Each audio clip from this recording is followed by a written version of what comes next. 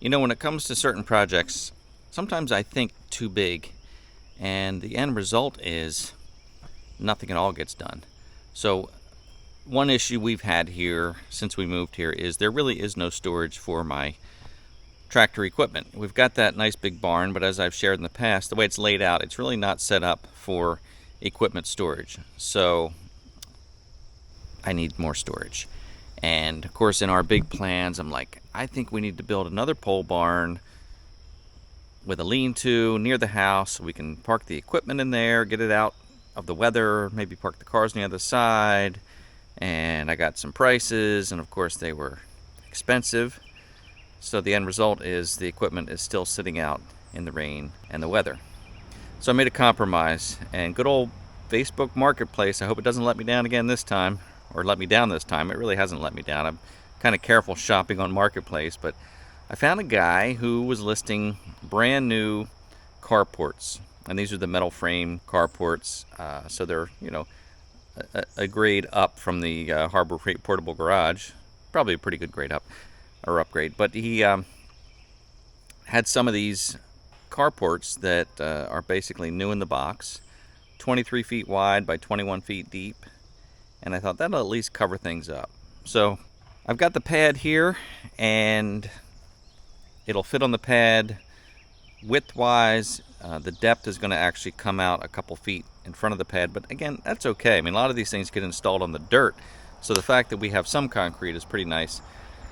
So the guys are on their way here now from Pennsylvania, and they're going to install this. So I'll kind of get some behind the scenes showing the process. But again, would I like to have a pole barn and something nicer? Yes. So this I consider temporary. And of course, in my world, temporary can be a really long time.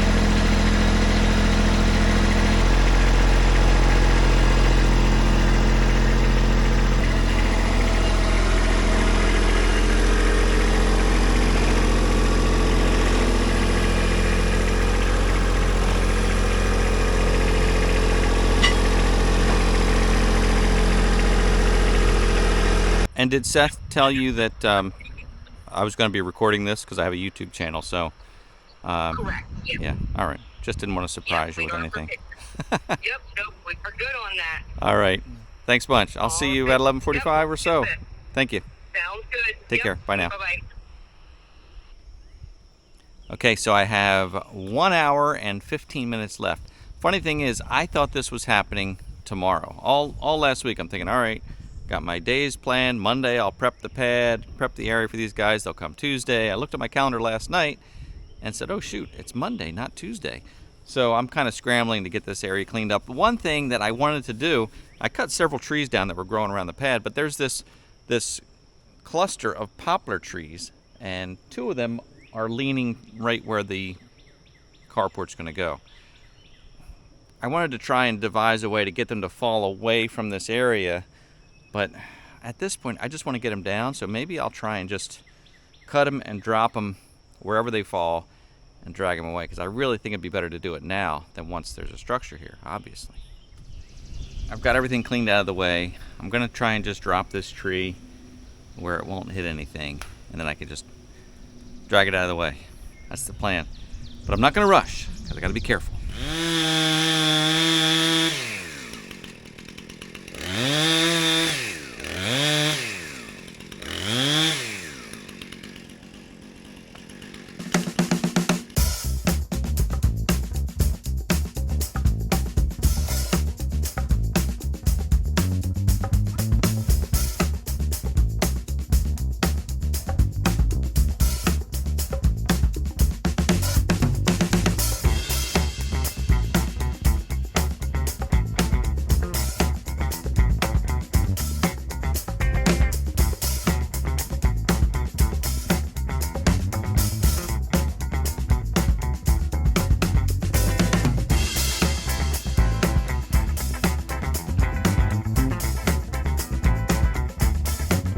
Well, the first two fell amazingly well, right where I wanted them. The third one is not going where I want it, but that doesn't matter. And the fourth one, I have now wedged the saw.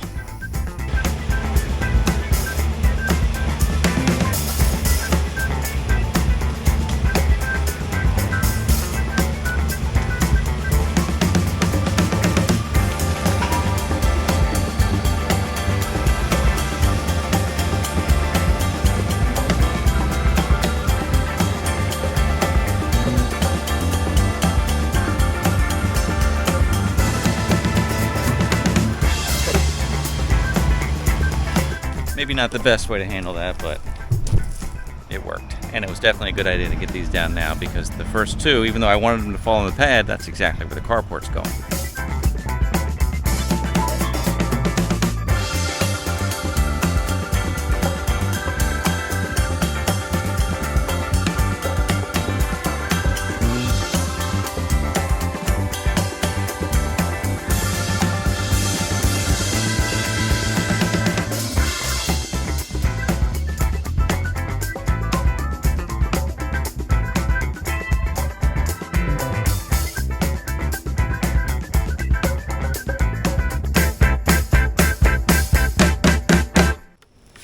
Holy smokes, it is hot and humid.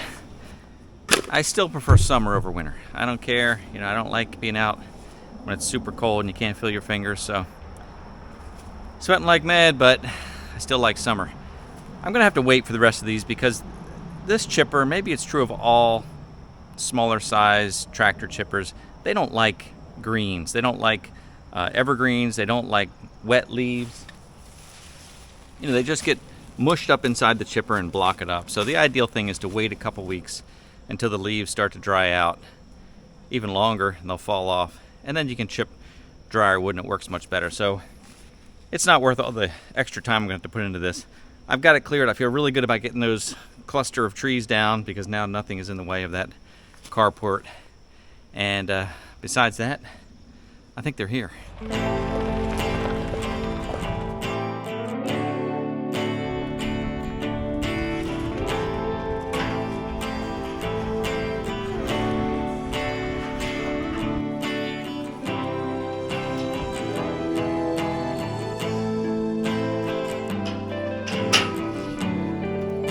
I like that trailer, especially designed for these trusses.